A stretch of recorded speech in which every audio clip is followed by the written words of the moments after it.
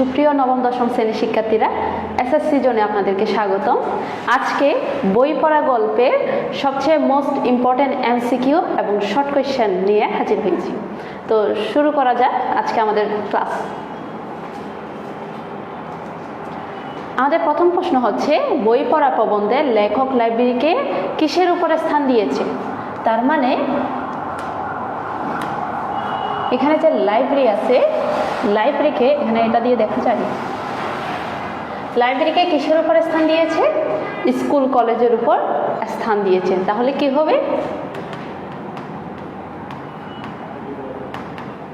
School কলেজে উপর স্থান দিয়েছে। কেন লাইব্রেরিকে কেন স্কুল কলেজের উপরে স্থান দিয়েছে? কারণ দেখেন, স্কুল বা কলেজে একাডেমিক বই কয়টা হয়? 12টা। যদি এর থেকেও বেশি হয় কয়টা? 13-14। এর থেকে তো বেশি না, তাই না? কিন্তু লাইব্রেরিতে আপনার কি শুধু একটা বই বা 12-13টা বই না, সেখানে অনেক হাজার রকমের বই না? তাহলে আপনি একটা লাইব্রেরিতে যখন ঢুকবেন তখন কি শুধু আপনি ওই 12টা বই পড়বেন সিলেক্টেড? না, সেখানে আপনার বিজ্ঞান, দর্শন, ধর্ম বলেন, আপনার রাজনীতি বলেন, আপনার উপন্যাস বলেন, হরেক রকমের বই না? এই জন্য কবি বই পড়া প্রবন্ধে লেখক লাইব্রেরিকে স্কুল কলেজের উপর কি দিয়েছে? স্থান দিয়েছে। আমাদের নেক্সট কোয়েশ্চেন হচ্ছে, কোনটি শিক্ষার সর্বপ্রধান অঙ্গ? কোনটি শিক্ষার সর্বপ্রধান অঙ্গ? সেটা হচ্ছে কি? সাহিত্য চর্চা। সাহিত্য চর্চা ব্যতীত জ্ঞানার্জন অসম্ভব বলে কে মনে করছেন? লেখক। এই জন্য তিনি কি বলছেন যে সাহিত্য চর্চাই হলো শিক্ষার সর্বপ্রধান অঙ্গ। দেখেন, প্রমথ চৌধুরীর সাহিত্যিক ছদ্মনাম কি? দেখেন, প্রমথ চৌধুরীর সাহিত্যিক ছদ্মনাম কি? প্রমথ চৌধুরীর সাহিত্যিক ছদ্মনাম হচ্ছে বীরবল। কি? বীরবল। আর রবীন্দ্রনাথ ঠাকুরের ছদ্মনাম কি? বানুসিংহ ঠাকুর। দেখছেন, একটা কোয়েশ্চেনের মধ্যে আরেকটা কোয়েশ্চেনের কিভাবে আনসার দিতে পারছি? এই ক্লাসটা এই জন্য ইম্পর্টেন্ট, বুঝতে পারছেন? আচ্ছা, আমরা নেক্সট কোয়েশ্চেন দেখি। দর্শনের চর্চা কোথায় হয়? দর্শনের চর্চা হয় আপনার গুহায়। দর্শনের চর্চা কোথায় হয়? গুহায় হয়। এটা মাস্ট পরীক্ষায় আসে, এমসিকিউ বা জ্ঞানমূলক যেখানে বলেন পরীক্ষায় আসে। ওকে, এখন আমাদের নেক্সট কোয়েশ্চেন কি? যথার্থ শিক্ষিত হলে কিসের দরকার? যথার্থ শিক্ষিত হলে কিসের প্রসার দরকার? আনসার হবে মনের প্রসার। এখন বলেন কেমনে? শিক্ষিত হতে হলে কি মনের প্রসার দরকার? অবশ্যই দরকার। যার যত বড় মন হবে তার শিক্ষার প্রসারও তত বড় হবে। এই যে একটা কথা আছে, একটা হচ্ছে শিক্ষিত, একটা হচ্ছে স্বশিক্ষিত। শিক্ষিত হচ্ছে কি? আপনি যে সার্টিফিকেট দিয়ে একদম কি অনেক বড় শিক্ষিত। কিন্তু স্বশিক্ষিত হচ্ছে আপনি সার্টিফিকেট যে আপনার ভ্যালু আছে সেটা না, তার পাশাপাশি আপনার চরিত্র, আপনার ব্যবহার, আপনার আচার আচরণ কেমন সেটাকে বোঝাচ্ছে। আর এটা একমাত্র কিসের দ্বারা সম্ভব? মনের প্রসার। আপনার মন যতটা ভালো হবে, পরিষ্কার হবে, আপনি ততই কি হবেন? স্বশিক্ষিত হবেন। এটা দ্বারা বোঝাচ্ছে, এই লাইনটা দ্বারা এটাই বোঝাচ্ছে যে যথার্থ শিক্ষিত হলে মনের প্রসার দরকার। এখন নেক্সট কোয়েশ্চেন দেখছেন, মনের প্রসার। আচ্ছা, নেক্সট কোয়েশ্চেনে যাই। শিক্ষা অর্জনে উত্তর সাধক মাত্র কে? শিক্ষা অর্জনে উত্তর সাধক মাত্র কে জানেন? শিক্ষা অর্জনে একমাত্র উত্তর সাধক হলো কে? গুরু। এখন কেন বলবেন? কেন? হোয়াই? কারণ হলো যেমন আমরা ধরেন, আমরা আপনাদেরকে একটা গাইডলাইন দিচ্ছি না? যেমন এখানে বলতেছি না কোনগুলা মোস্ট ইম্পর্টেন্ট, কোনগুলো ইম্পর্টেন্ট। আপনি চাইলে বাজারে একটা সস্তা দামি গাইড বই কিনেও পড়তে পারতেন না? পড়তে পারতেন তো, হজবরল আপনি A to Z পড়তে পারতেন। কিন্তু একটা হচ্ছে রোড ম্যাপ দেওয়া, গাইডলাইন দেওয়া, যে কিভাবে শুধু আপনার নর্মাল পাস করলে চিন্তা করবেন না, কিভাবে A+ পাবেন, কিভাবে সর্বোচ্চ নাম্বার পাবেন, এটা গাইডলাইন একমাত্র কারা দেয়? টিচাররা দেয় না, শিক্ষকরা দেয় না। এই জন্য বলছে শিক্ষা অর্জনে উত্তর সাধক মাত্র কে? গুরু। তার মানে আপনাদেরকে যে গাইডলাইন দিই, পথ দেখিয়ে দিই, সেটাকেই বোঝানো হচ্ছে। বুঝতে পারছেন? আচ্ছা, আনসারটা দেখি আমরা একটু, দেখেন বুঝছে। এখন দ্বিতীয় প্রশ্ন হচ্ছে শিক্ষক কিসের সন্ধান দিতে পারে? শিক্ষক কিসের সন্ধান দিতে পারে? টাকা পয়সার, ধন সম্পত্তির, কি কিসের? ভালোবাসার? আরে না, এগুলা কিছুই না। অর্থাৎ শিক্ষক কিসের সন্ধান দিতে পারে? মনোরাজ্যের ঐশ্বর্যের সন্ধান দিতে পারে। কথাটা একটু কঠিন হয়ে গেল। মনোরাজ্যের ঐশ্বর্যের সন্ধান। এখন বলতে পারেন মনোরাজ্যের ঐশ্বর্যের সন্ধান মানে কি? একজন স্টুডেন্ট, যেমন একজন ক্লাসের মধ্যে একটা স্টুডেন্ট কেমন সেটা কে ভালো বলতে পারে? টিচাররা বলতে পারে, দেখেই বলতে পারে ও কেমন স্টুডেন্ট। স্টুডেন্ট হিসেবে সে কি ভালো, সে কি এভারেজ, নাকি সে কি একটু দুর্বল? কিভাবে বোঝে? তাদের অভিজ্ঞতার দ্বারা, পড়াতে পড়াতে আসে। এখন স্টুডেন্টের মাঝে কি রয়েছে? একটা অনেক সময় অনেক গল্প আছে না, যে দুর্বল স্টুডেন্টকে হেও না করে বরঞ্চ তার পাশে দাঁড়িয়ে সহযোগিতা করে আজকে সে অনেক উপরে উঠতে পারছে না? পারছে। যেমন এই যে 3 ইডিয়টস দেখছেন বইটা? 3 ইডিয়টসের বইটা দেখছেন? বইয়ের মধ্যে 3 জন একদম পড়ালেখা করে না, মানে অন্যদের থেকে আলাদা, তাই না? কিন্তু তারাই একটা রেজাল্ট ভালো করছে না, সবার চেয়ে আলাদা। কারণ কি বলেন তো? কারণ এক একজন স্টুডেন্টের মধ্যে এক এক ধরনের প্রতিভা লুপ্ত থাকে।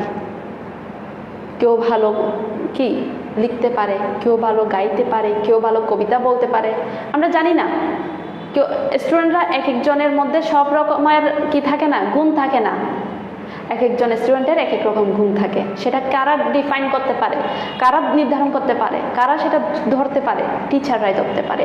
এই জন্য বলছে শিক্ষক কিসের সন্ধান দিতে পারে? মনোরাজ্যের ঐশ্বর্যের সন্ধান দিতে পারে। দেখছেন? এখন 8 নম্বর কোয়েশ্চেন হচ্ছে মনের দাবি রক্ষা না করলে কি বাঁচে না? আনসার কি হবে?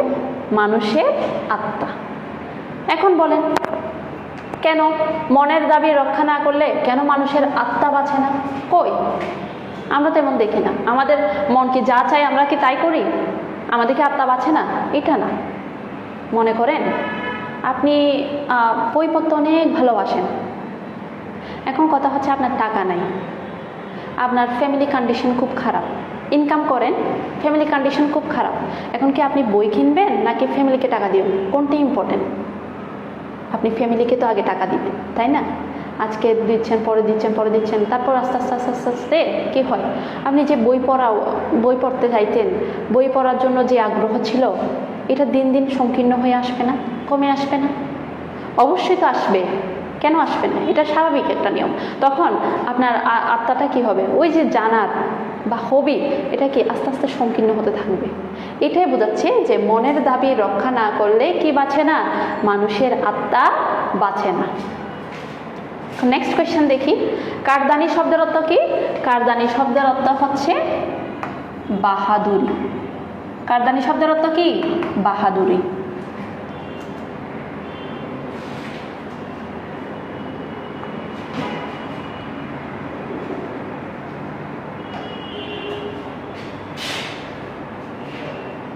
আচ্ছা, একটু টেকনিক্যাল এরর হয়েছে, সরি ফর দ্যাট। আচ্ছা, বিজ্ঞানের চর্চা কোথায় হয়? বিজ্ঞানের চর্চায় হয় জাদুঘরে। কোথায় হয়? জাদুঘরে।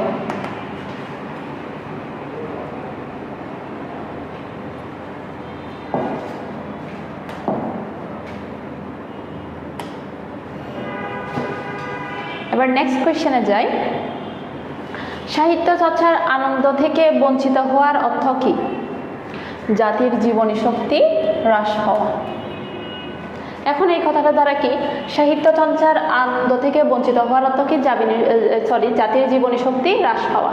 অর্থাৎ একটা জাতিকে যদি আপনি আনন্দ দিতে না পারেন, একটা জাতিকে যদি আপনি কি সারাদিন কাজ করাচ্ছেন, হ্যাঁ, কিন্তু তাকে কি দিচ্ছেন না। যেমন একটা গার্মেন্টস ধরেন, একজন কর্মীকে আপনি সারাদিন কাটাচ্ছেন না, তাকে যদি আপনি একটু কি দেন, ওনার এক্সপেকটেশন কি থাকে? মাস শেষে একটা স্যালারি পাওয়া, আর ঈদে হোক অথবা যে কোনো উৎসবে, যার উৎসবে একটা বোনাস পাওয়া, এটাই ওনার আনন্দ না? কিন্তু আপনি যদি মালিক হয়ে যদি আপনি ওনাকে কি না দেন, স্যালারি ঠিক মতো না দেন, বোনাসের কথা বাদ দিলাম, যে অন্ততপক্ষে যদি স্যালারিও না দেন, ওনার কি মনে আনন্দ লাগবে? না, নির্জীব না। ঠিক তেমনই আমরা জাতিকে যদি কি সাহিত্য চর্চা না করাই, তাহলে আমরা কি হয়ে যাব? আমাদের জাতির যে জীবনী সেটা হ্রাস হয়ে যাবে, এটাই বোঝাচ্ছে। বুঝতে পারছেন? এখন নেক্সট কোয়েশ্চেন কি? ডেমোক্রেসি গুরুরা বলতে লেখক কাদের বোঝাচ্ছেন? ডেমোক্রেসি শব্দের অর্থ কি? গণতন্ত্র। এখানে ডেমোক্রেসি, গণতন্ত্রের গুরু, মাস্টার মাইন্ড কারা? হচ্ছে ইংরেজরা। কারা? ইংরেজ। কি হবে? ইংরেজরা। এখন দেখছেন? আচ্ছা, কাব্যামিতে আমাদের অরুচি ধরেছে কেন? প্রচলিত শিক্ষার দোষে। কাব্যামিতে আমাদের অরুচি ধরেছে কেন? প্রচলিত শিক্ষার দোষে। এটা দ্বারা কি বোঝায়? আমাদের যে প্রচলিত শিক্ষা, এটা আমাদের কখনো আনন্দ দেয় না। এটা আমাদেরকে জ্ঞানকে সমৃদ্ধ করার জন্য দেয় না। আমাদের জ্ঞান হচ্ছে এখানে লিমিটেড হয়ে রয়ে গেছে। কেন? কারণ আমরা ওই 12টার বইয়ের বাইরে আমরা কোনো কিছু চিন্তা করতে পারি না, বাইরে পড়িও না, কিনা তো দূরের কথা। একটা বই কিনা মানে কি? টাকা নষ্ট, টাকাকে পানিতে ফেলে দেওয়া, এটা বলে না? এইটাই কারণ, এটা হচ্ছে আমাদের প্রচলিত শিক্ষার দোষ। এই জন্য বলেছে কাব্যামিতে আমাদের অরুচি ধরেছে কেন? লেখক কি বলছেন? প্রচলিত শিক্ষার দোষকেই সর্বাপেক্ষা দোষ হিসেবে উনি কি করেছেন? উল্লেখ করেছেন। আচ্ছা, আমাদের নেক্সট কোয়েশ্চেন কি? সবুজপত্র কে সম্পাদনা করতেন? এক কথাই উত্তর, প্রমথ চৌধুরী, যিনি আমাদের লেখক। বুঝতে পারছেন? এবার নেক্সট কোয়েশ্চেন, বই পড়া প্রবন্ধে প্রাবন্ধিক কিসের সমালোচনা করেছেন? বই পড়া প্রবন্ধে প্রাবন্ধিক মানে কি? লেখক। কিসের সমালোচনা করেছেন? বই পড়া প্রবন্ধে প্রাবন্ধিক প্রচলিত শিক্ষা ব্যবস্থার কি করেছেন? সমালোচনা করেছেন। কেন? এই যে বললাম, আমরা কখনো এই 12টা বইয়ের বাইরে কোনো কিছু চিন্তা করতে পারি না। আমাদের জান পরাণ দিয়ে হলেও ওই 12টা বই পড়ি, কারণ আমাদেরকে পাশ করতে হবে, যে কোনো রকমে পাশ করতে হবে, যে কোনো রকমে একটা চাকরি করতে হবে, বাবা মাকে খাওয়াইতে হবে, নিজেকে বাঁচতে হবে, এটাই চিন্তা করি।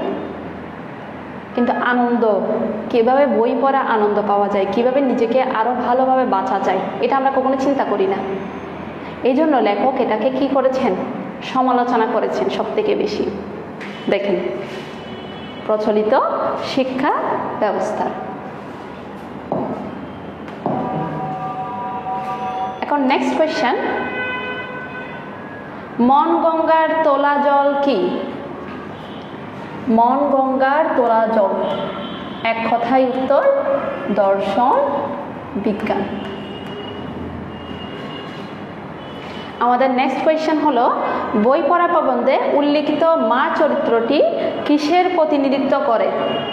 বর্তমান শিক্ষা পদ্ধতির। বই পড়া প্রবন্ধে উল্লিখিত মা চরিত্রটি কিসের প্রতিনিধিত্ব করে? বর্তমান শিক্ষা পদ্ধতির। অর্থাৎ মা চরিত্রটি কেন?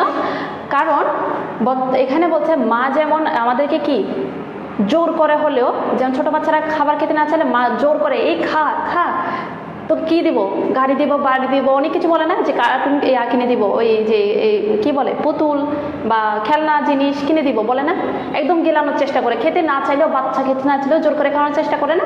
এটাই হচ্ছে আমাদের বর্তমান শিক্ষা পদ্ধতি, মানে আমাদেরকে জোর করে চাপিয়ে দেওয়ার চেষ্টা করে, যেটা আমরা নিতে পারতেছি না সেখানে জোর করে কি চাপিয়ে দেওয়া হচ্ছে। এটাই কি করছেন বই পড়া প্রবন্ধের লেখক সেটা সমালোচনা করেছেন। আচ্ছা, আমাদের নেক্সট কোয়েশ্চেন হলো ডেমোক্রেসি কিসের সার্থকতা বোঝে না? ডেমোক্রেসি গণতন্ত্র কিসের সার্থকতা বোঝে না? সাহিত্যের। সাহিত্য বলতে কেন? ডেমোক্রেসি হচ্ছে গণতন্ত্র, সেখানে শুধু রাজনীতি বিষয়ক কথাবার্তা থাকবে।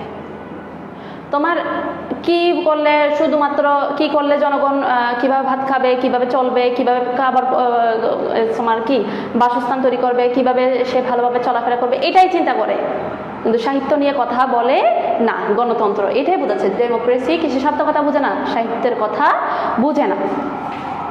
এখন নেক্সট কোয়েশ্চেন হচ্ছে জাতি হিসেবে আমরা নির্জীব কেন? জ্ঞান শূন্য বলে। জাতি হিসেবে আমরা নির্জীব কেন? জ্ঞান শূন্য বলে। এত বড় কথা বাঙালিকে। আচ্ছা দেখেন নেক্সট, লাস্ট কোয়েশ্চেন, কাকে আমরা নিষ্কর্মা বলে ফেলি? কেউ স্বেচ্ছায় বই ফেলে। এই যে বলি, এই যে বই পড়াকে বই পড়া না, বই কিনাকে আমরা লস মনে করি না, এই কারা? নিষ্কর্মা দলের, এই যে আমরা হচ্ছে নিষ্কর্মা। কারণ ওই বই কিনাটাকে আমরা কি মনে করি? লস প্রজেক্ট মনে করি, কিন্তু আদতে বই লস প্রজেক্ট না, কোনো বই লস প্রজেক্ট না। কোনো না কোনো সময় আপনার এটা কাজে আসবে, সেটা আপনি আজকে হয়তো সেটা কি বুঝতে পারতেছেন না, কিন্তু কোনো না কোনো একটা সময় আপনার কাজে আসবে। হ্যাঁ, আমারও কাজে আসে। আমি বই মেলাইও যাই, বই কিনি, এগুলা আননেসেসারি কিনি, অপ্রয়োজন না হলেও কিনি, কারণ সেটা আমার কোনো না কোনো জায়গায় কাজে লাগে। আমি সেটা পরবর্তীতে গিয়ে উপলব্ধি করতে পারি যে না, আমার আজকে এই জিনিসটার কাজে আমার এই বইটা খুবই কাজে লাগছে। তাহলে আমি যে যদি 10 বছর আগের বইটা কিনি, আমার লাভে আসছে না যদি আমার প্রয়োজনের সময় কাজে লাগে? এইটাই। কেউ যদি আমরা, তাহলে কি কাকে আমরা নিষ্কর্মা বলে ফেলি? যদি কেউ স্বেচ্ছায় বই পড়ে। দেখেন একটা ক্লাসে আমরা কিন্তু কি বই পড়া গল্পের সবচেয়ে মোস্ট ইম্পর্টেন্ট এমসিকিউ এবং শর্ট কোয়েশ্চেনগুলো শেষ করে ফেলছি না? ফেলছি। তার পাশাপাশি আমরা আদার্স কথা বলছি না, বইয়ের কনসেপ্টটাও, বই পড়া গল্পের কনসেপ্টটাও নিয়ে আসছি না? নিয়ে আসছি। দেখেন একটা ক্লাসে কতটা লাভ হতে পারে। তো সেহেতু আপনাদের আর কাল বিলম্ব না করে আমাদের ক্লাস আজকে এখানে শেষ। আপনারা ভালো থাকবেন, সুস্থ থাকবেন।